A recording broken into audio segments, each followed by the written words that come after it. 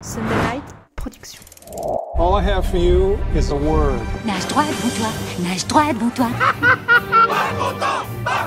Pourquoi refuse-t-elle d'être peinte? Ça va être très difficile. I love you, Joe. Tiens, c'est marrant, on me le dit souvent. I'm deadly serious. Harry Potter is dead.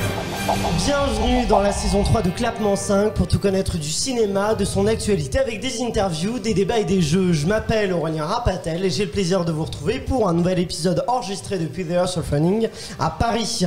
Nous accueillons aujourd'hui une comédienne que l'on a connue dans Bref. Elle a ensuite voyagé dans le cinéma français passant de Babysitting 1 et 2 au Prof à Demi-sœur, Monsieur Je sais tout ou encore Les Ex. Et elle sera bientôt à l'affiche du nouveau volet de Qu'est-ce qu'on a fait au bon Dieu. Merci Alice David d'avoir accepté notre invitation. Bonjour, merci. Ça nous fait très plaisir de te recevoir. Je vais te présenter les clapeuses qui t'accompagnent aujourd'hui. Notre première clapeuse, c'est une productrice qui n'a qu'une philosophie, être acceptée comme elle est, mais surtout vaincre ses adversaires avec violence et aucune pitié au blind test. C'est Elsa Morel. Je crois que c'était écrit dans les étoiles parce que j'ai écouté une chanson d'Amel Bent aujourd'hui. Ah bah voilà. Mais c'était sur Énergie, je sais pas. Sur Énergie, d'accord, très bien. N'hésite pas à nous raconter tout ça. Mais oui, c'est mon journal ici. Ah bah, très bien. Et avec elle une autre clapeuse productrice qui, à l'instar de Lara Croft que tu as doublé, Alice, dans un jeu vidéo, dégaine aussi vite ses questions que ses armes, c'est Clémence Michaud. Pour une fois, il n'y a pas de mal, quoi. On a le terme. Je suis bien, là. J'aime bien. Ok. Eh ben oui, voilà. Et donc, je le disais, on terminera avec un blind test dans lequel on fera remporter grâce à Joker, Joker Film, un DVD de scène à The Sea. Mais bon, on va donc parler de ta carrière qui a, on t'a connu, le grand public t'a connu plutôt via Bref, on est d'accord, je ne me trompe pas. Et je me suis demandé quel était, parce qu'il y a un ratio assez étrange pour Bref. Je crois que vous avez tourné finalement peu de temps. Ouais. Et comment est-ce que tu as vécu ce ratio étonnant entre un tournage très court et un succès critique et populaire assez phénoménal? En fait, il y a eu deux trucs assez bizarres. Ça veut dire qu'en fait, on a fait on a tourné un pilote déjà, un premier truc en mars, donc de 6 mois avant que ce soit diffusé, quoi. Ouais. Et on a fait juste l'épisode 1 en fait, qui était bref, j'ai dragué cette fille. Ouais. Et on a fait ça, moi je connaissais pas trop Kian Kojandi, on s'était rencontrés sur un casting pour un autre truc, voilà, le hasard de la vie comme ça. Ouais. Et il m'a dit, viens, passe un essai, j'aimerais bien, je fais un pilote d'une série. T'es là, putain, je fais un pilote, essai et tout, t'es là, bon, ok. Et je suis allée passer ces essais donc, à MyBox Productions, donc la boîte d'Harry Torgman, qui est le producteur de Bref avec Anna et Patricia. Et j'ai fait les essais les plus bizarres de la Terre, parce que genre vraiment, bref, c'est très très cut. Et donc c'est vraiment toujours, tu dis 2-3 phrases, c'est coupé, etc. Ça ressemble à quoi du coup les essais? C'est très marrant parce que j'ai fait le podcast de Kian un bon moment et en fait il a ressorti la vidéo des essais, donc en fait on peut le voir là-dessus, mais genre c'est vraiment 2 phrases, il fait une vanne et je suis là, il me fait c'est pas marrant, donc je me marre pas, je fais et donc c'est très bizarre. Donc, d'accord, voilà. ok. Et donc on a tourné, donc le pilote a été acheté par Canal+. Et on a tourné 3 semaines pendant tout l'été. Et ensuite ça a été diffusé en septembre. Et ensuite on a fait une deuxième salle de tournage en hiver, où là pareil on a dû faire peut-être un peu plus, je sais plus, franchement je sais plus, ça remonte. Mais en fait les gens avaient l'impression qu'on tournait un épisode par semaine en fait, parce que on diffusait, je sais plus, c'était toujours hyper aléatoire, il y avait 1, 2 ou 3 épisodes par semaine, ça dépendait. Et en fait, du coup, les gens pensaient qu'on était en tournage pendant toute l'année, alors qu'en fait, non, on avait fait vraiment 2 salles de tournage assez intenses, assez speed. Et voilà, c'était une aventure de ouf. C'est ça, mais ça doit être du coup très étrange, ce fait de tourner peu et finalement d'avoir ce... En fait, c'est un peu le rythme du cinéma. Ça veut dire que finalement, quand on... c'est pas le rythme, je vais dire, de la télévision ou des sketchs, comme les gens le pensaient. Oui, ça va. Ouais. Et en fait, c'est plutôt le rythme du cinéma où on fait un film pendant 2-3 mois et ensuite il y a tout le temps de la post-production, du montage, etc. Et le film sort grosso modo 1 an après. Donc nous, même en plus, on est déjà parti sur d'autres choses, d'autres aventures généralement quand on fait la promo d'un film. Et voilà. D'accord, Elsa. Mais du coup, bref, comme tu l'as dit, ça fonctionne sur des expressions ou des répliques hyper impactantes, très courtes. Et les acteurs, souvent, ils disent que c'est plus dur de jouer des répliques courtes qu'un long monologue. Est-ce que tu serais d'accord avec ça pour Bref? Franchement, je sais pas trop. En fait, ce qui était assez étrange, c'est que vraiment, on faisait ça va? Cut.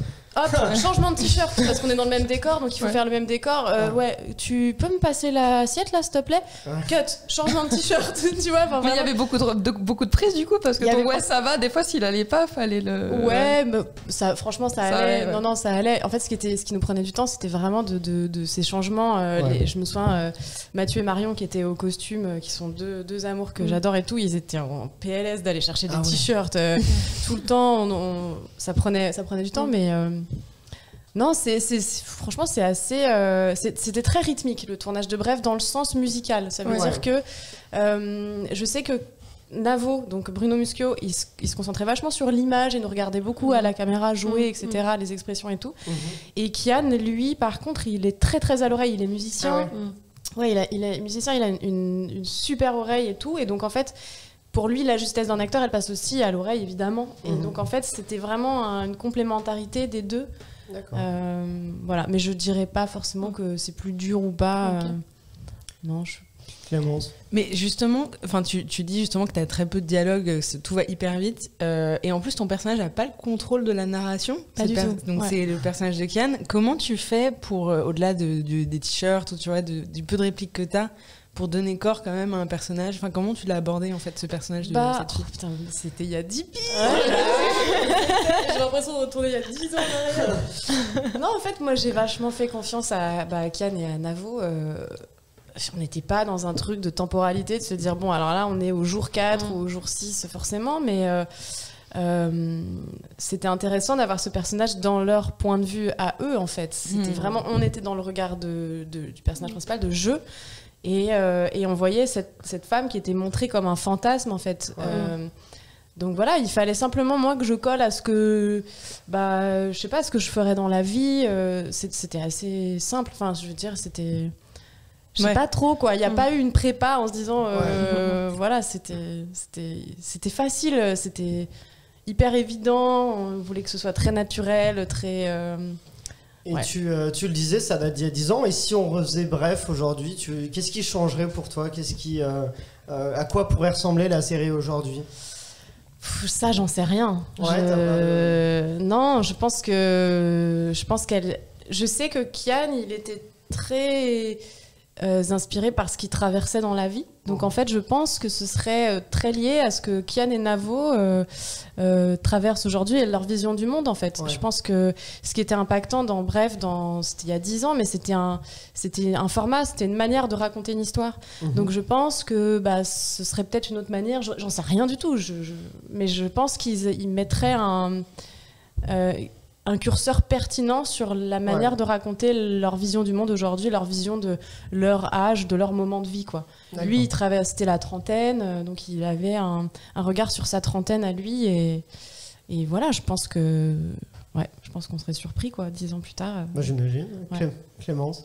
Oui, justement, moi, j'avais écouté le podcast que tu avais fait, La Leçon. Où tu parlais de ton expérience de tournage avec justement la mise en scène de Navo et de Kian, et tu disais que c'était hyper pas respectueux, mais qu'il n'y avait pas forcément une sexualisation dans la façon dont on dirigeait. Pas du tout. Et que c'était vraiment quelque chose qui avait été reçu en fait. Enfin, c'était le personnage de Kian qui te voyait comme ça, donc c'était reçu par le public en tant que tel. Et est-ce que du coup t'as eu peut-être une pression quand le public a rencontré Bref, est-ce que c'était vraiment un peu compliqué? T'avais des attentes, les gens voulaient voir cette fille quand ils te croisaient dans la rue? C'était un peu ça, et en même temps c'était aussi mélangé par le fait que moi c'était ma première exposition véritable, et puis ça a été assez soudain, parce que je me rappelle très bien quand on a tourné le pilote, et donc il y a eu tout ce temps entre le moment donc, où Harry est allé voir Canal+, en leur disant voilà, nous on peut faire ça, on peut vous faire des épisodes comme ça en fait. Et donc c'était l'idée de ce pilote, c'était vraiment de présenter un produit fini pour aller voir. Ça c'est un truc, petite parenthèse, aparté, il y aura des apartés, je vous préviens. Il voulait vraiment montrer ce qu'il pouvait faire en produit fini, et pas dire voilà, potentiellement on ferait ça, etc. Et je trouve que c'était très très intelligent d'aller voir une chaîne de télévision ou une production en disant voilà, nous on fait ça. Donc voilà, parenthèse qu'il a fermée. Et donc non, et du coup ce qui était étrange, c'est qu'on est arrivé sur le grand journal de Canal+, donc c'était vraiment l'endroit où il y avait beaucoup de visibilité. C'était à l'époque, c'était Omar et Fred, c'était vraiment, c'était un peu comme le quotidien aujourd'hui. Et ouais, c'était un gros truc, quoi. C'était un gros truc. Et donc, du coup, moi, je me rappelle très bien d'avoir allumé mon Facebook le soir de la diffusion de l'épisode 1. Et je me souviens que le screen, c'était ma tête qui se retourne comme ça. Et j'ai vu ma tête partout. Et je me disais, oh, c'est super bizarre, en fait. Ouais. C'est hyper bizarre. Et après, oui, les gens dans la rue, t'as ce truc-là de... ils ont l'image de ton personnage. Puis en plus, pour le coup, c'était mon premier personnage. Donc, il n'y avait pas... Quand tu rencontres un acteur qui a déjà une carrière de plus de 10, 15 ans, 20 ans et tout, t'as son panel de personnages et puis t'as ceux avec lesquels t'as accroché. Là, il y avait qu'un. Il n'y avait qu'une proposition. Et en plus, c'est dur parce que c'est un personnage qui n'a pas de prénom. Donc j'imagine que pour les gens, ça devait être perturbant. C'est cette fille, et puis c'est cette... c'est une image, mais parce qu'elle est mise en scène comme ça, de fille fantasmée. Alors qu'en fait, c'est vraiment, fallait l'aborder comme une fille vraiment normale et tout à fait... Enfin voilà, pas du tout dans ce truc de bimbo, au contraire. Et en fait, c'était dans la mise en scène qu'on racontait... C'est comme quand on est amoureux. Quand on est amoureux, on n'est pas du tout objectif sur une personne, en vrai. C'est un peu le concept, enfin le principe même. Et donc, c'est ça qu'il voulait raconter. Donc oui, c'était un peu étrange. Puis moi, j'avais envie j'avais pas envie d'avoir ce truc déceptif que quand les gens me voyaient, ils disaient putain, en fait, elle est super chouette. Du coup, t'as eu cette pression-là, c'est ça? Oui, mais j'étais bibou en plus, j'avais 24 ans, 23-24 ans, tu vois, donc un petit peu, mais c'était tout un mélange de trucs avec la notoriété, tout ça, c'était un peu étrange. Mais... C'est ça, à 24 ans, comment on se forge une identité? Tu vois, avec un tel bagage, est-ce que c'est un poids ou c'est... en fait, non, en vrai, c'est cool aussi parce que finalement, moi, ce que je voyais là-dedans, c'était des portes qui s'ouvraient pour faire mon métier. Ça voulait dire, putain, ça y est, quoi, je vais pouvoir jouer, accéder au cinéma, faire... Enfin, c'est bizarre parce que d'un coup, on est mis sous la lumière et qu'on est vu et qu'on est reconnu et puis en plus, c'était la télévision. Et la télévision, c'est particulier, c'est qu'on rentre quand même dans le salon des gens. Donc en fait, ça crée une intimité avec le spectateur qui est pas la même que si tu vas au cinéma. Enfin, j'ai le sentiment en tout cas. Et donc non, je voyais vraiment ce truc-là. Je me dis bon bah ça y est, c'est. Allez, maintenant il faut saisir le coche, faut se mettre en bagarre et faut faire des films quoi. Elsa. Mais justement, du coup, tu t'es pas sentie enfermée dans ce rôle pour aller chercher d'autres rôles dans le cinéma. Justement, t'as vu ça comme une ouverture plutôt qu'un côté enfermé. Des fois qu'on pourra avoir parce que quand il y a un succès, on peut se sentir entre guillemets une étiquette entre guillemets. Mais toi, justement, t'en as profité pour choper les opportunités qu'il y avait. Oui. Après, c'est vrai qu'à la sortie de Bref, c'était tout de suite, il fallait tout de suite ce rôle de fille jolie, l'amoureuse tout le temps. Enfin, c'est quand même un peu des rôles qui m'ont collé à la peau derrière, quoi. Ça, c'est sûr que. Mais c'est un état plutôt global sur les femmes aujourd'hui au cinéma que juste sur moi, Alice David dans Bref, quoi. C'est en général, c'est aussi dans l'écriture féminine aujourd'hui, enfin dans l'écriture des personnages féminins qu'on remarque ça. Mais non, moi. D'où l'importance d'avoir plus de femmes réalisatrices, notamment. Auteurs aussi, réalisatrices, mais aussi il y a des hommes qui écrivent bien pour les femmes. Il faut simplement arriver à se mettre dans la tête des personnages et c'est pas parce qu'on écrit ne serait-ce qu'un rôle de psychopathe qu'on est soi-même un psychopathe. Mais donc c'est très bizarre ce parallèle entre des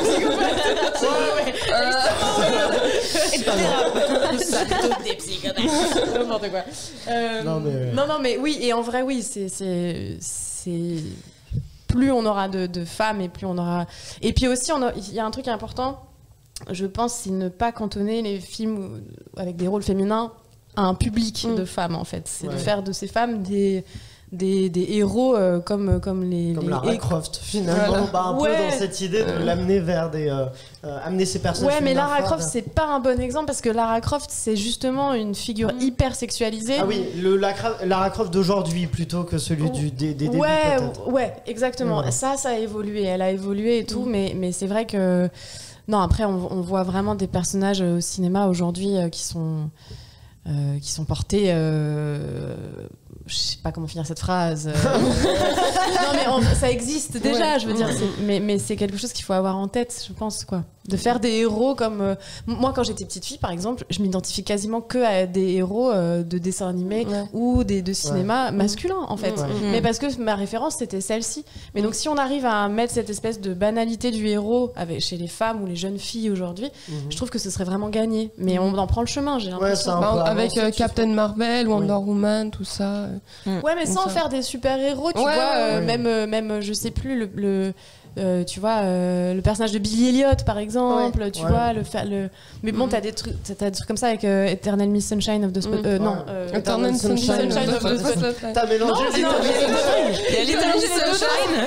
Oui, j'ai mélangé. Il y a Little Miss Sunshine et Eternal Sunshine of the Spotlight. Non, je voulais parler de Little Miss Sunshine.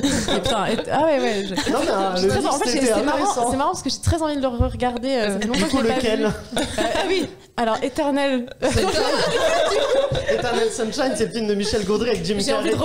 J'ai envie de revoir celui-ci avec Michel Gondry avec Jim Carrey. Je te propose 2 écrans comme ça, si t'hésites. En simultané comme ça, je peux faire un melting pot des deux et tout.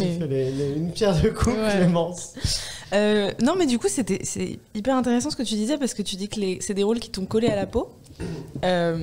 Après, est-ce que c'est toi, par exemple, qui de toi-même allais vers ces rôles-là et trouver peut-être une force à exploiter justement cette image-là, ou est-ce que c'est les personnes qui t'entouraient, ton agent? Non, je pense que c'est les personnes qui m'entouraient. Moi, j'avais pas un truc conscient de me dire je vais aller dans ce truc-là. Non, après, bref, qu'est-ce qui s'est passé? Mon premier film, c'était celui de PEF, c'était Les Profs. Mais bon, c'était dément. Puis après, moi, j'ai toujours été accrochée par... pour moi, le cinéma, c'est un truc collectif. C'est une aventure que tu fais avec plein de gens, avec une équipe. C'est l'aventure humaine avant tout qui me passionne, quoi. Et donc, c'est aussi de travailler avec des gens. Et je sais que moi, PEF, typiquement, Les Robins des Bois, c'était mon truc ultime quand j'étais gamine, quoi. Et donc, je me retrouvais dans le bureau avec PEF à passer des essais pour son film. J'étais là, je suis en train de jouer avec lui, c'est totalement charmé.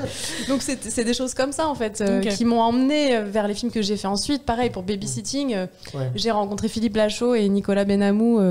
Puis alors eux les deux, c'était vraiment genre le jour et la nuit, les deux, quoi. C'était très ils sont très très différents et très complémentaires. Oui, c'est ça, du coup ça apporte une c'est vraiment 2 énergies différentes et tout, mais les deux sont super. Et quand je les ai rencontrés, c'est pareil, c'est aussi le scénario évidemment, mais qui était génial, mais ouais, c'était de travailler avec eux. Donc non, c'est pas aussi puis surtout à ce moment-là, moi il y avait plein de choses dont j'avais pas conscience sur ma condition de femme ou l'image que je renvoyais, enfin je regardais pas ça, en fait, quoi. C'est les gens qui mettent ça là-dessus, sur toi, mais c'était pas moi qui posais ce regard-là sur moi. Elsa? Oui, et du coup, quand même, t'as réussi à t'en libérer, parce que t'as aussi fait du podcast aussi, je sais. Et du coup, c'est bien, ça t'a permis d'exploiter d'autres rôles, justement, où c'est bizarre, mais on voit pas ton physique, en fait. Donc comme ça, tu as pu carrément développer. Plus récent, c'était génial. Avec Cybèle, tu as fait Diev et la disparition de Stéphanie Meller, justement. On a reçu ici Anna Girardot pour parler de la disparition. Oui, super. C'était super. Donc ça t'a permis justement de travailler vraiment en profondeur tes personnages et juste éviter d'avoir cette réception publique qui pourrait juger. Mais en fait, l'audio, c'est très différent de la vidéo, parce que nous, acteurs, à la base, on travaille avec notre corps. On travaille avec notre gueule, avec notre corps, avec notre façon de bouger. Il y a beaucoup de choses qui se disent pas, qui se jouent comme ça, sans parole, sans rien, juste dans des états. Et donc là, c'est vraiment c'est un travail sur la voix, et en fait, comment tes émotions, elles passent, comment tu les fais ressentir sans dire je suis triste, mais comment tu les fais sentir au spectateur. Donc c'est un travail qui n'a rien à voir. Et mais tu peux t'affranchir de ce côté physique 1000 fois en ayant l'image, mais l'audio, c'est là-dessus que ça m'a intéressée. C'est une autre technique, c'est très technique. Et avec Anna, moi, c'était un tout petit truc, c'était une toute petite scène, mais c'était vraiment chouette à faire avec Guillaume Labbé. Et ensuite Dive, c'était génial, Dive, parce que c'était, pour le coup, le défi, c'est de la fiction de genre. Donc en fait, il faut que ça fasse flipper et tout. Donc, parce que pour expliquer, t'es une scientifique dans un sous-marin. Ouais, on est des étudiants, en fait, pour le pitch, c'est qu'on est des étudiants en biologie marine. Qui partons faire des plongées, en fait, et on trouve, en faisant des plongées, une espèce de porte qui mène dans un bunker sous-marin. Et là, il va se passer des trucs terribles. Évidemment, sinon mais là, c'était génial. Puis en vrai, ce qui était super, c'est qu'on a travaillé dans l'espace. On était alors tu vois, le making of, c'est vraiment très marrant parce qu'on est en jogging chaussettes, vraiment on est en pigeou total. mais équipé de HF, et donc on jouait dans l'espace avec les autres acteurs, donc en fait t'as vraiment tout ce truc de mouvement, on jouait toutes les scènes quoi, et moi je me suis éclatée. Mais du coup dans cette veine d'étendre à d'autres médiums, comme on a parlé de rôles souvent pas très complexes pour les femmes, ou de plus difficile d'être cantonné à ces rôles-là, est-ce que t'as déjà eu cette envie de transitionner peut-être, ou de faire de la réalisation, de l'écriture, de changer de sexe. Transitionner, j'étais là. Écoutez, pourquoi pas. Pourquoi pas. Ce serait radical mais efficace, hein, je pense. C'est une bonne solution. Ouais, non, mais de la production, de l'écriture, c'est créer un rôle en fait. Ça doit être. Je sais pas trop. Moi, j'aime bien ma position aujourd'hui d'actrice, qui est de. J'aime beaucoup rentrer dans l'univers des gens. J'aime beaucoup arriver sur un film en fait où tu as un metteur en scène, un réalisateur ou un metteur en scène qui a une vision de son film, et toi tu vas rentrer avec ton énergie, avec ton travail dedans et embrasser ce truc-là. Et aujourd'hui, j'ai pas le sentiment d'avoir encore quelque chose où j'ai une vision globale d'une œuvre ou d'un truc, et j'aime beaucoup ma part d'actrice. Ça veut dire arriver sur un plateau, travailler sur mon personnage avec une force de proposition, et ensuite bosser avec mon metteur en scène ou ma metteur en scène pour prendre sa vie, enfin voilà, échanger quoi. Et j'aime bien ça, j'aime bien faire partie de ce tout. Mais peut-être que ça viendra un jour. Je pense que je suis pas arrivée au moment où j'en ai marre et où j'ai envie de m'écrire mes propres trucs, etc. J'ai beaucoup d'amis qui le font aujourd'hui, qui écrivent, qui passent à la réalisation. J'ai mon amie Charlotte Gabris qui est passée à la réalisation. On a fait un court-métrage ensemble qui était génial. On a eu le prix à l'Alpe d'Huez et tout. Enfin, donc super. Donc je vois comment elle se bagarre. J'ai d'autres copains qui produisent et tout. Et c'est vrai que j'ai l'impression que c'est un petit peu le chemin à prendre. Mais pour le moment, j'en suis pas encore là, en tout cas. Mais je me tourne à présent vers Elsa, parce qu'Elsa, elle a une particularité, je crois. J'ai tout le temps une particularité, c'est que je suis HPI, mais version 2022. Avant, on était haut potentiel intellectuel, maintenant on est haut potentiel Internet. Internet a remplacé notre cerveau. C'est-à-dire que j'adore... ça dénonce. Non, mais j'adore passer du temps sur Internet, je cherche des infos, comme ça, des trucs qui servent à rien, mais que j'adore ressortir. On va tomber sur la boîte de Pandore, je vous le dis, ça va être...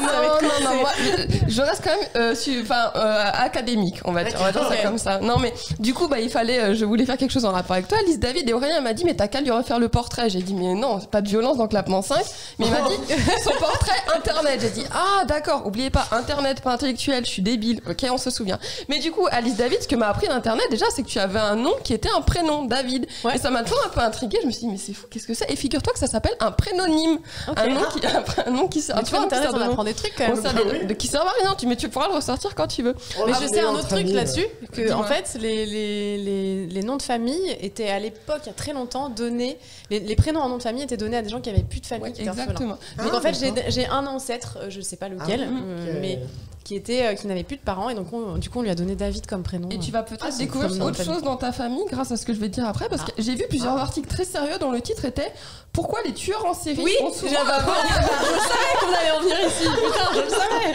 Alors que vous parlez de psychopathe il y a 10 minutes, faudra pas s'étonner. Voilà, il y a un thème, il y a un fil rouge. Je vous cache pas que moi j'ai lu les articles, donc je sais pourquoi, mais je veux pas t'embarrasser, je veux pas que tu te dises oh là là, mais j'ai quelqu'un dans ma famille qui est un tueur en série. Du coup, l'article c'est pourquoi les tueurs en série. Pourquoi les tueurs en série ont un prénom, Émile Louis, absolument.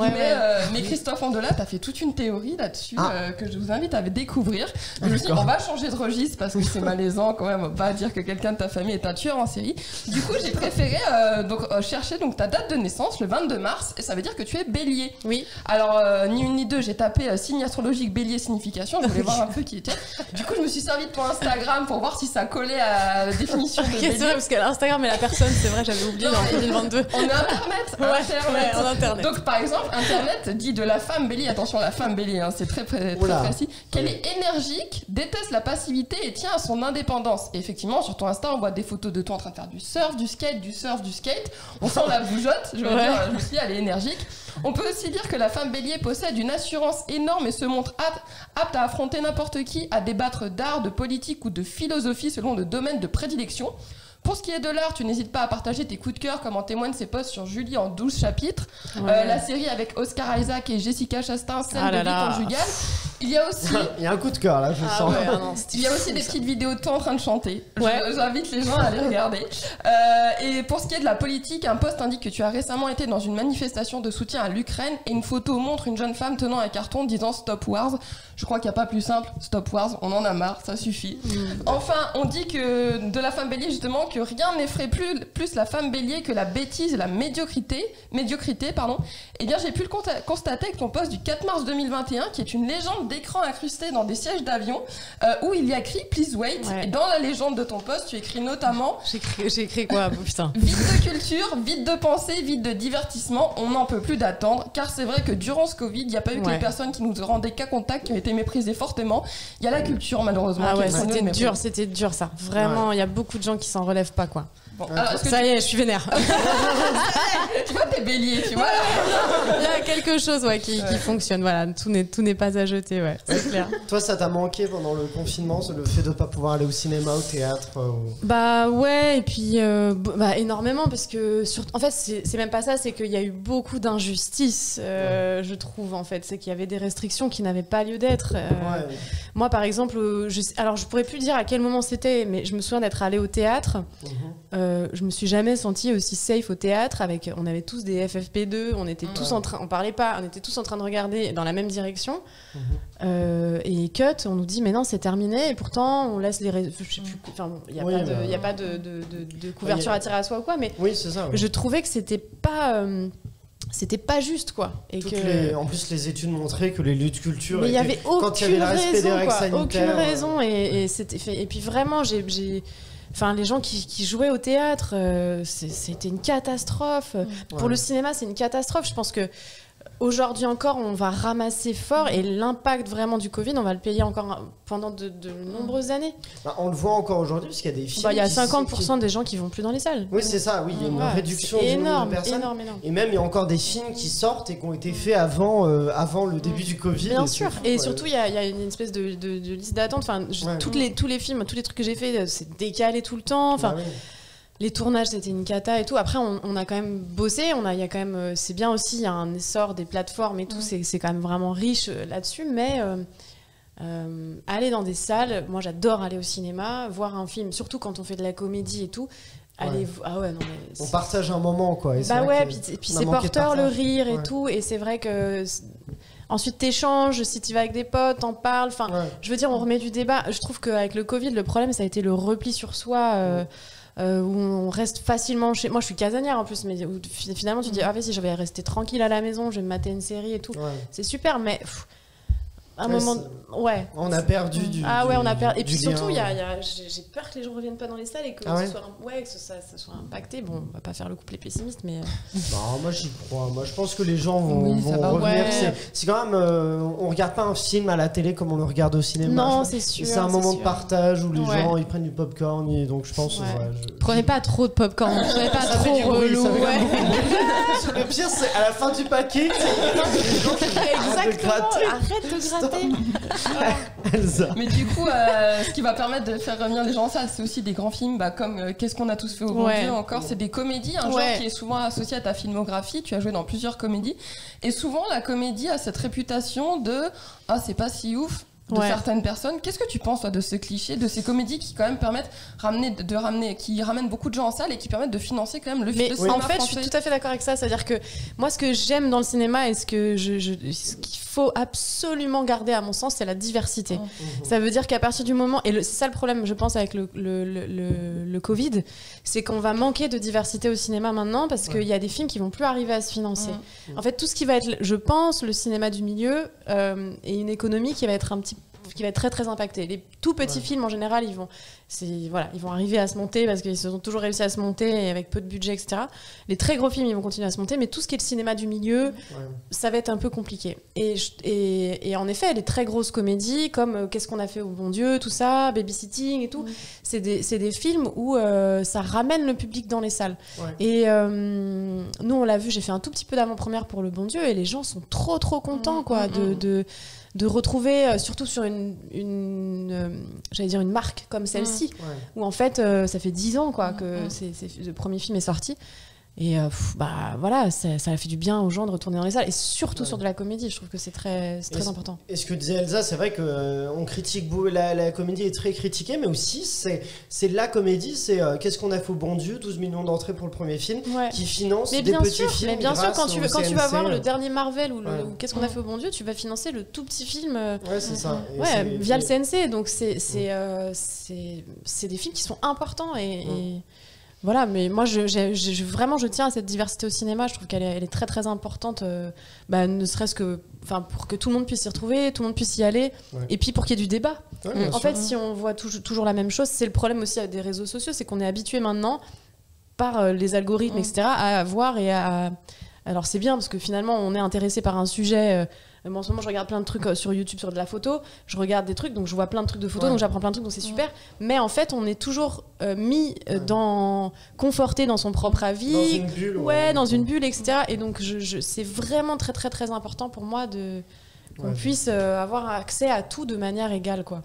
Elsa, oui. Et justement, le genre de la comédie est associé au rire, mais plusieurs de tes films qui étaient des comédies avaient un propos social important. Donc je pense notamment à Demi-sœur qui parle de la différence culturelle entre trois sœurs. Monsieur je sais tout, ça parle de l'autisme.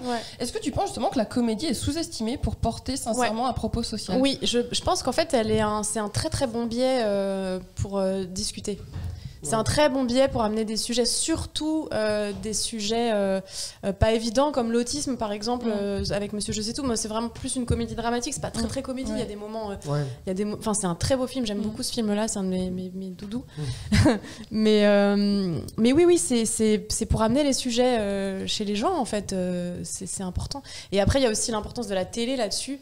Là, j'ai fait un film qui sortira, je sais pas encore quand, mais pour la télé, sur France 2, sur le viol conjugal. Donc là, on n'est pas du tout sur de la comédie, avec Clovis Cornillac, Caroline Anglade. Et en fait, je trouvais que c'était très très important de prendre un sujet comme celui-ci et de l'emmener à la télévision, parce que la télévision, pour le coup, elle rentre dans la vie des gens, elle est dans le salon, dans l'intimité des gens, et c'est pas la démarche d'aller au cinéma, etc. Donc c'est très différent encore. Mais oui, la comédie, elle amène ça. Si elle est bien faite, il faut qu'elle soit bien traitée, il faut essayer d'amener les bons sujets au bon endroit, mais oui, c'est un super vecteur. Clémence. Et justement, toi, dans ton rôle d'actrice, du coup, c'est des comédies, c'est rarement des rôles de composition. Souvent, d'ailleurs, c'est des rôles qui sont au service de l'intrigue. Comment est-ce que toi, t'abordes justement pas cette préparation, tu vois, mais donner corps à un personnage avec quelque chose qui est aussi, c'est complètement à toi de gérer ça, quoi. Ouais. Bah, en fait, moi, chaque fois, je travaille à peu près de la même manière sur mes personnages. J'ai des petits rituels, des petites choses que je fais. Ça passe beaucoup. Je fais beaucoup de travail sur la temporalité dans le film, sur qu'est-ce qui se passe. Par exemple, je fais un truc que j'aime beaucoup, qui m'aide beaucoup quand je suis sur le plateau, c'est que je fais toute la continuité de mon personnage dans tout ce qui se passe pour elle, mais même en dehors des scènes où elle n'est pas. D'accord. Et par exemple, donc, il se passe un trou de 5 ou 6 scènes, je vais me raconter ce qui se passe, alors que ce soit vrai ou pas, on s'en fout. Mais moi, quand j'arrive sur le plateau, vu qu'on tourne tout dans le bordel, j'ai toutes ces notes toujours avec moi et je sais où j'en suis. Après, donc il y a ça, il y a tout un travail sur le background et tout, et après, il y a aussi le corps. Il y a comment elle parle, comment elle bouge. Alors, moi, j'ai fait quand même des rôles qui sont souvent très, très proches de moi, mais à chaque fois, il faut quand même trouver un endroit différent. Typiquement, le Monsieur je sais tout, c'était une médecin. Moi, j'ai rien de ça, mais il fallait que je trouve une manière plus lente de parler. Il y avait plein de trucs à trouver, quoi. Et voilà, c'est des petites cuisines de comédiens, quoi. Moi, ça se trouve, dans 10 ans, je ferai plus du tout comme ça. Je me dirais, c'était une connerie et tout. Mais aujourd'hui, je sais que ça m'a. Mais du coup, est-ce que ta manière de préparer un rôle a changé, justement ? Parce que tu dis, dans 10 ans, ça sera plus pareil, mais t'évolues au fur et à mesure ? J'évolue, oui. J'ai pas commencé à 20 ans à faire ça comme ça. Non, c'est des trucs que j'ai appris au fur et à mesure. Je l'ai pas fait tout du long. Mais c'est des outils, puis je travaille aussi de temps en temps avec des gens, quoi, avec une coach d'acteur pour préparer, pas toujours, mais franchement, je crois que le travail en amont, moi j'aime bien vraiment arriver sur un plateau et me dire si jamais on pouvait tourner tout le film maintenant, je serais prête, tu vois. J'ai tout, je sais où est mon personnage, je sais qui c'est, je vais connecter tout de suite avec, des fois c'est juste un truc physique, un truc dans le corps. Mais je sais que, bam, si j'appuie sur ce bouton dans le corps, bam, mon personnage, il est là. Ouais. Et j'ai fait un personnage qui était très proche de moi, là, j'ai tourné l'été dernier, un reboot un peu de Belle et Sébastien et tout. Et, ouais, dans les Pyrénées et tout ça. Mais il y avait un truc vraiment dans le corps où il fallait que ça bouge extrêmement vite tout le temps. Moi, je peux être comme ça dans la vie, mais pas tout le temps. Et en fait, ce qui était intéressant, c'est qu'il fallait que dans le film, ça se dégrade. Et que par rapport à ce qui lui arrive dans l'histoire, en fait, qu'elle commence à bouger moins vite. Et en fait, tout ça, ça raconte quelque chose. Mais c'est des détails. Et ça se trouve, ça va passer à la trappe, on sait même pas. Mais moi, c'est ma cuisine, en fait. Et moi, ça me permet de savoir où j'en suis. Dans Les Ex, tu joues un rôle qui est un peu plus dramatique. C'est une femme qui a un cancer du sein. Est-ce que justement, est-ce que tu as trouvé la justesse dans ce rôle qui est plus lourd que ceux que tu as fait d'habitude? Comment tu l'as abordé sans te noyer? Moi, j'adore ces personnages-là. En fait, pour l'histoire avec Maurice, on s'était rencontrés pour un autre personnage. Et à la lecture du scénario, qui était plus important. Et à la lecture du scénario, j'ai dit, moi, j'aime beaucoup cette fille. Et je pense que j'adore ce personnage, j'aimerais beaucoup le jouer et tout ça. Et Maurice, c'est quelqu'un de très fin, de très subtil avec ses comédiens. Il m'a fait passer des essais, du coup. Et les essais, c'était un texte, alors je pourrais plus dire de qui, je me souviens plus, mais d'un homme d'une 60aine d'années qui avait eu un cancer et qui parlait de son cancer. Et en fait, tout ce qui l'intéressait là-dedans, c'était de voir comment quelqu'un qui a eu un cancer parle d'un cancer. Et donc, de jamais tomber dans l'écueil du truc larmoyant, de dire machin et tout ça, et d'incarner une force. Et donc voilà, donc c'était génial. Enfin, moi, j'ai adoré ce personnage et j'aime beaucoup ce film et j'ai adoré bosser avec Maurice Barthélémy. Et je crois d'ailleurs que tu as dit en interview qu'il y a un type de rôle que tu aimes bien, c'est les amoureuses un peu perdues, c'est ça, en référence à Rosanna Arquette dans le Grand Bleu. J'ai rematé ce film il y a pas longtemps justement pour travailler sur ce truc du viol conjugal. Où en fait, ce que j'avais envie de faire avec ce personnage, c'était d'en faire une femme qui n'arrive pas à se défaire de l'emprise d'un homme parce qu'elle est amoureuse follement de lui. Et en fait, parce qu'on justifie qu'on puisse rester avec quelqu'un de maltraitant par ça, je pense. Et donc, il y a quelque chose de cet ordre-là, et ça n'a rien à voir, le sujet, avec le Grand Bleu. Mais il y a un truc dans le personnage de Rosanna Arquette qui est de cet ordre-là, où elle vrille complètement, en fait. Et moi, j'adore, c'est au-delà des amoureuses folles. J'aime quand les personnages ils perdent pied. Ils perdent pied. En fait, ils ont un cap et en fait, il leur arrive quelque chose qui vont les faire dévier de ce cap. Et je trouve que c'est toujours très très intéressant. Et c'est dans ces endroits-là, même dans la vie, quand on est là, on est bâti, on est sûr de soi, etc. Et il y a un élément, quelque chose qui vient vous terrasser. Et je trouve que c'est là où il se passe quelque chose de vrai. Et au cinéma, c'est ce qui me plaît quand les rôles extérieurs, il y en a eu plus ou moins, mais quand moi je suis en spectatrice, c'est ça que j'adore. Justement, on parlait des amoureuses, mais tu as joué dans beaucoup d'histoires d'amour au cinéma, mais pas seulement de couple, des amours fraternels, parentales. Et justement, l'alchimie est très importante vis-à-vis de tes partenaires de jeu. Pardon. Est-ce que tu as une anecdote à nous raconter sur une alchimie qui a tellement marché que ça a vraiment encore plus rendu à l'écran, enfin porté le film, ça a dépassé presque le cadre que ce qu'à la base vous étiez imaginé, mais tellement l'alchimie était importante, ça a dépassé ce stade, quoi. En fait, c'est souvent franchement, j'ai l'exemple de Babysitting. En vrai, ça a été, on s'est tellement bien entendu, tous. On se connaissait pas, je connaissais pas du tout Philippe Lachaud, je connaissais pas du tout toute l'équipe. Qui était aussi au Grand Journal d'ailleurs. Avant et tout. Donc il y avait ce petit lien et tout, mais on se connaissait pas vraiment. Moi, je les ai rencontrés, je pense 1 mois et demi avant de faire le film. Bon, voilà, ça a marché et tout. Et en fait, je crois que le fait qu'on s'entende hyper bien, que sur le plateau soit extrêmement détendu, évident, simple et tout, je pense que ça a transcendé à l'écran vraiment. On part vraiment avec une bande de potes qui font n'importe quoi. Non, mais ça se sent de et avec Charlotte Gabris. Mais alors, Charlotte, pour le coup, nous, on se connaissait d'avant. On était amis avant de faire Demi-sœur. Et on est vraiment devenus amis sur le tournage de Babysitting 2. On est partis 2 mois au Brésil, 2-3 mois au Brésil. Et là, on est devenus vraiment très très potes.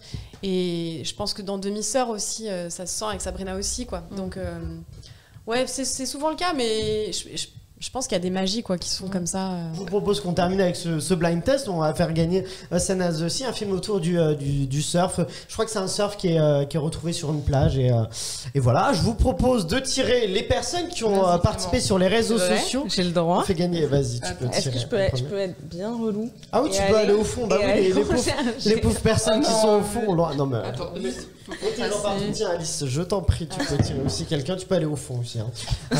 Mais non, mais les pauvres qui sont tout en bas. Une balle qui passera pas du Elle était dans nos têtes, toutes. Non, est-ce qu'on peut se dire titre ou pas? Moi j'ai dit ça innocemment. C'est marrant, c'était mon surnom par ma meilleure pote quand j'étais petite, ce nom. Allez, bah vas-y, dis-nous, t'as tiré qui?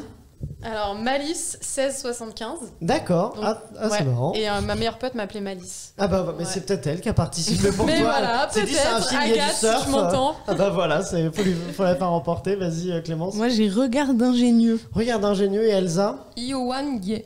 Très bien, bon bah du coup on va faire un blind test Disney et Pixar, mais attention. C'est-à-dire qu'on représente ces gens-là? Oui, je suis navrée, regarde ingénieux. Pardon. Un des la faire remporter. Donc je vais vous mettre des musiques, c'est des musiques, des paroles plutôt de chansons Disney ou alors des répliques de chansons Disney ou Pixar. Mais attention, grâce à Jeanne Matou, Pauline Delpierre et Clément Mallet, ils ont remixé ça.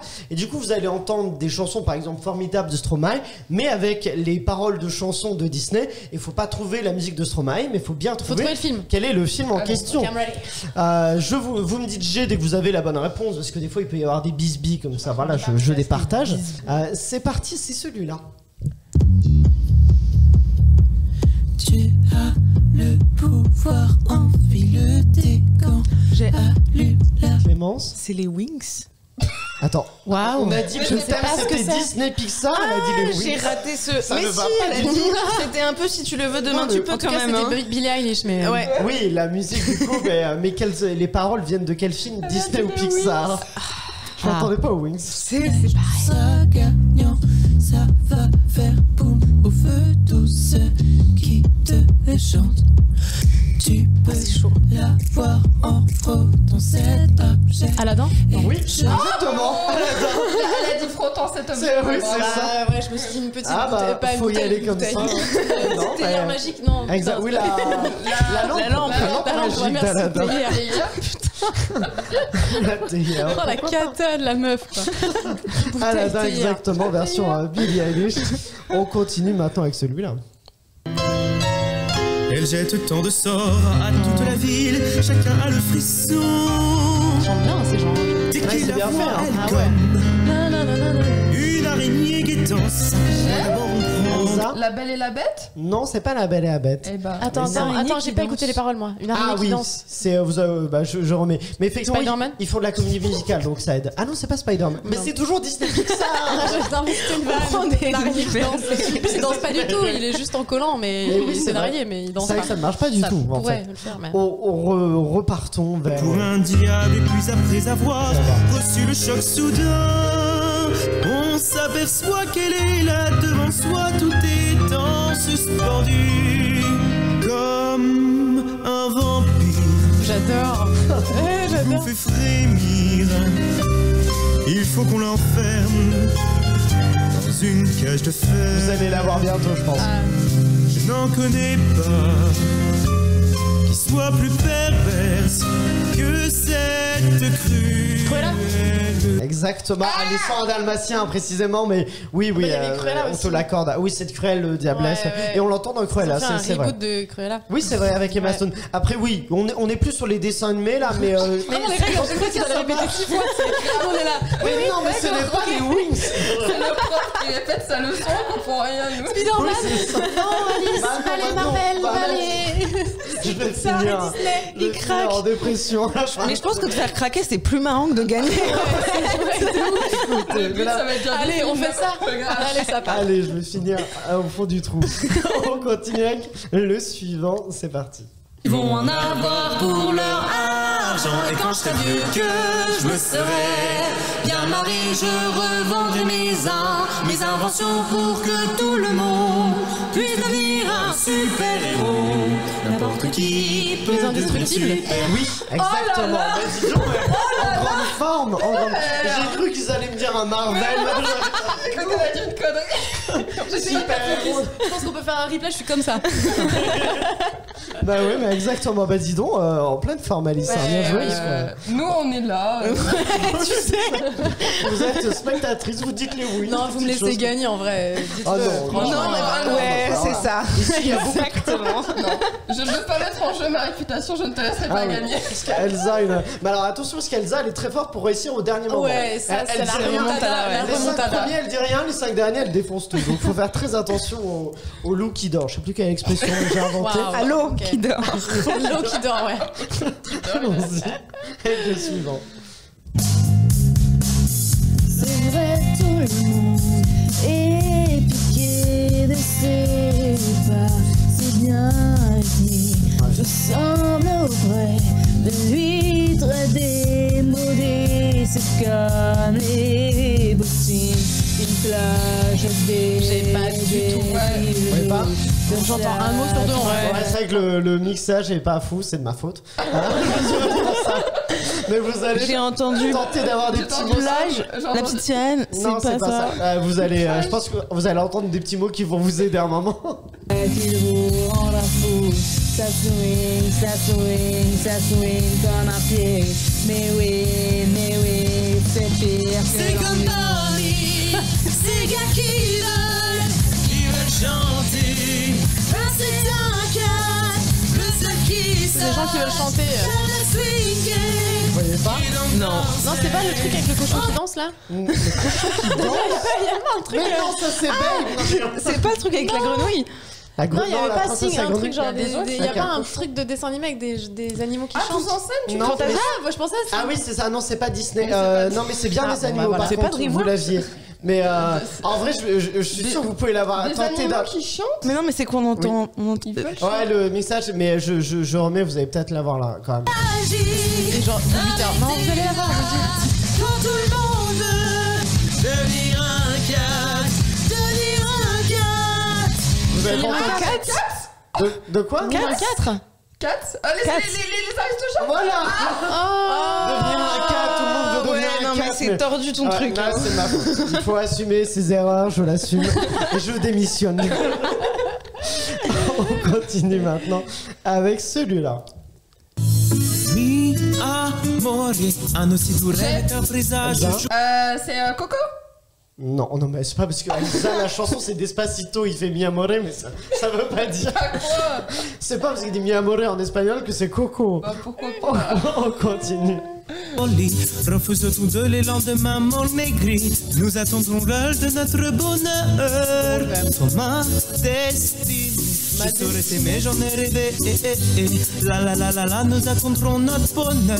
Toi, ma destinée, je saurais t'aimer. Il est pas sympa. C'est une petite histoire d'amour quand même. Rêve. Ouais. Mon amour, tu m'as vu au beau milieu d'un rêve. Mon amour, un aussi doux rêve. Est un présage d'amour. Ça, c'est une meuf qui dort, ça, c'est la belle au bois dormant.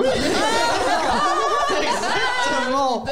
C'est ton premier. C'est une histoire d'amour tout seul encore. Ah oui, Le en vrai, c'est pas grand La chose. meuf, elle était, tu sais, C'est le choix entre Blanche-Neige et la Belle au bois dormant.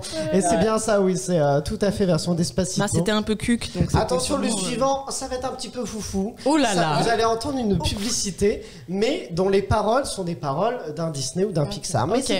c'est pas une chanson, c'est une pub. Ok. C'est parti. Quand on prie de tout son cœur, il n'y a pas de faveur qui ne soit bientôt une réalité. Essayez, faites un vœu. La Reine des Neiges. Non, c'est pas le Roi Lion.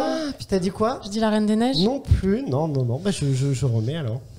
Cœur triste, cœur aimant, le destin bienfaisant sait vous comprendre. Quand on prie la bonne étoile, la fée bleue secoue son voile et vient accorder ce qu'on a demandé. Il y a quelqu'un qui a... Non, c'est pas Oh Cendrillon. putain, non. j'avais de monter. Ah, Peter Pan. Non plus. On va tous les faire. Toile. Non. Ça fait un peu témoin de Jéhovah ton truc. En vrai. C'est terrifiant. Ouais. Attendez, je vous mets, vous allez peut-être avoir sur la fin. La bonne étoile. Pieds vendus séparément, voire conditions en magasin. Ah non mais si, il y a un truc, un moment comme La ça. fée bleue, ça vous dit rien, la fée bleue? Bah moi j'avais la fée Clochette. Et non, c'est pas la fée Clochette. Mais Shrek, c'est pas Disney. Non, bah c'est Pinocchio, la fée bleue. La fée bleue, c'est la chanson, c'est vrai qu'il est ancien. C'est la chanson de la fée bleue version pub. Mais bon, ça vous a perturbé, on va repartir avec des chansons alors. Ça nous a perdu. Ça avait été nul, on repart. Bon, je mange un bonbon. Allons-y, ah oui, tu peux. Allons-y avec celui-là. Je n'ai pas toujours été très gentille et sincère. J'ai vraiment mérité les noms de sorcière. Mais vous verrez qu'aujourd'hui je suis bonne avec autrui repenti. Il est vrai que je connais un peu de magie. C'est un talent que j'ai toujours possédé. Qu'aujourd'hui par mon diable j'ai mis. Je le proclame au service de tous les cas désespérés. Pathétique. Maléfique. Maléfique, non, c'est pas ça, non. Putain. Non, mais pardon, je n'arrête pas de dire des gros mots. c'est bon.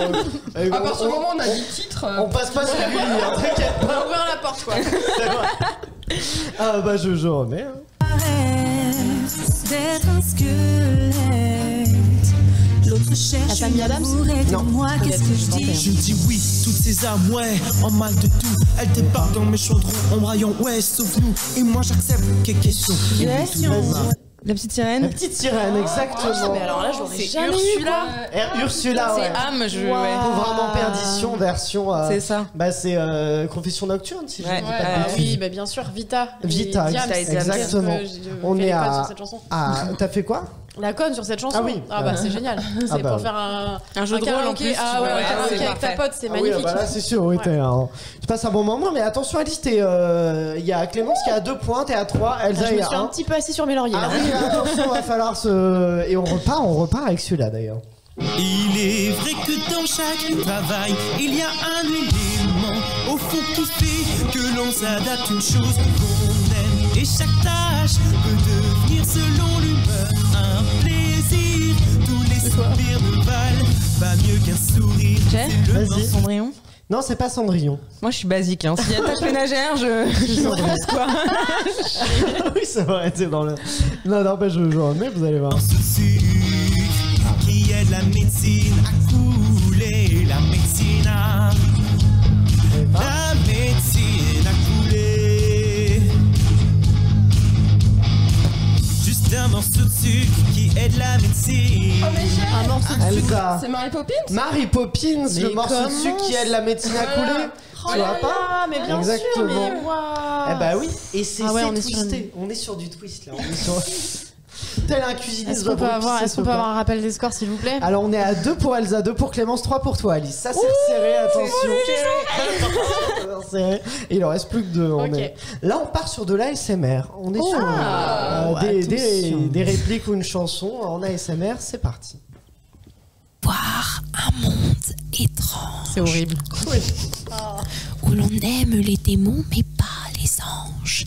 Moi, je me cache sous votre lit le soir. Mais dans Monstre et compagnie. Non, c'est pas Monstre et compagnie. Ah, c'est ce que je voulais dire. Non, l'étrange Noël de Monsieur Jack. Exactement, Clémence. L'étrange Noël de Monsieur Jack. J'ai fait un énorme. C'est la chanson du début. Elsa, tu t'es fait rattraper par Clémence. Ah là là, je le Et savais. si Elsa, le dernier point, on fait quoi? On est dans la Bah, on est sur un podium à 3. On fait remporter 3 DVD. Moi, très vite, Joker. Il devait donner un DVD, il y en a 3 là. On y va. Non, je m'arrangerai, on trouvera une solution. On y va pour le dernier. Déjà, c'est celui-là. Si t'as des soucis, j'ai les mêmes aussi, mais je ferai n'importe quoi. Le Roi Lion avec Hakuna Matata? Non, c'est pas ça. Tous les deux confondus, comme les veines dans le bois, parce que je suis dans la vie. Elsa. Oui. Vraiment. Oh là là, on est dans la merde. Il y a que toi qui dis j'ai avant. Moi je pense dans le tas, toi aussi. Pourquoi vous avez une égalité? Non, je vais pas du tout. Et là, c'est fini en plus, non? Oui, c'est fini. Eh bah voilà. Qu'est-ce qu'on fait dans ces cas-là? Toi, tu nous chantes une chanson. Ah oui. Je suis hyper chaud à patate. Mais c'est des shows pour de la comédie musicale. Moi, j'arrive, je dis bonjour. Non, ce n'est pas possible. Qu'est-ce que je vais faire? Je réfléchis. On en avait fait d'autres. Je vais tenter d'en trouver un qui n'a pas forcément marqué les esprits. Bah non, ça va pas. Parce que nous, on connaît, je pense. Ça, bah toi, tu connais peut-être, Elsa. Ouais. Moi, Elsa, t'es arrivée en retard. Ça se joue entre Clémence et Alice. Je suis arrivée une demi-heure. Non, le point, c'est toi qui as eu le dernier point, donc t'étais à la ramasse. Écoute, t'as souvent gagné, Elsa. Faisons un... Je tente de faire comme je peux pour survivre à ce C'est pas hyper réglo, c'est vrai. Oh, mais écoutez, voilà. On va y aller. On va y aller sur celui-là. Je vous mets ça et vous me dites G. Bon, Elsa, désolé, tu ne peux pas jouer, je m'excuse. Mais si GG, c'est moi qui gagne. Oui, mais tu risques de t'en souvenir parce que tu l'as déjà fait, c'est pour ça. Vous me dites G quand vous avez la bonne réponse. Clémence ne l'a pas fait, celui-là, elle ne le connaît pas. On y va, c'est parti, c'est toujours un Disney Pixar.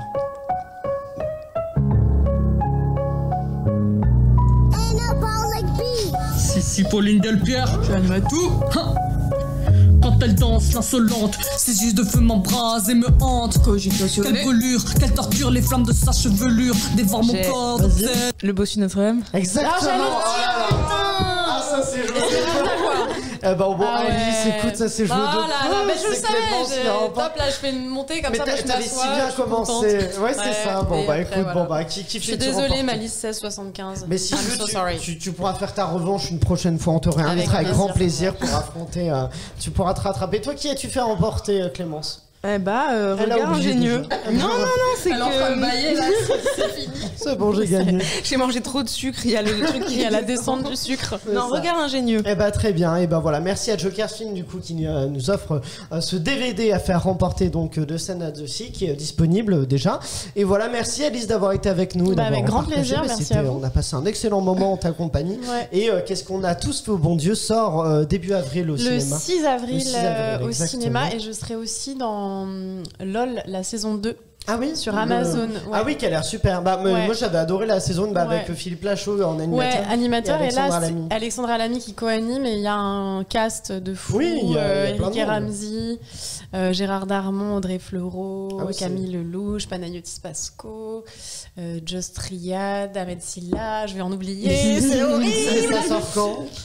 Ça sort bientôt. Bientôt. Mais c'est vraiment bientôt, c'est en avril. Là, on va faire un petit peu de... Ouais, début avril. Mais c'est un format que j'aime beaucoup, en tout cas. Très bien. C'est très marrant à faire, en tout cas. Oui, ça m'étonne pas, ouais. Hâte de voir ça. Et puis voilà, merci Elsa et Clémence. Merci à Maxime qui réalise cet épisode. Vous, n'hésitez pas à vous abonner sur la chaîne YouTube de Clapement 5 et aussi sur les différentes plateformes audio, Apple Podcast, Spotify ou encore Deezer. Et puis merci aussi à Pierre-Emmanuel et Guillaume de Sunday Night Productions. Merci à Mickaël, à Diane. Et voilà, rendez-vous lundi prochain sur Clapement 5 pour un nouvel épisode. Et d'ici là, allez au cinéma.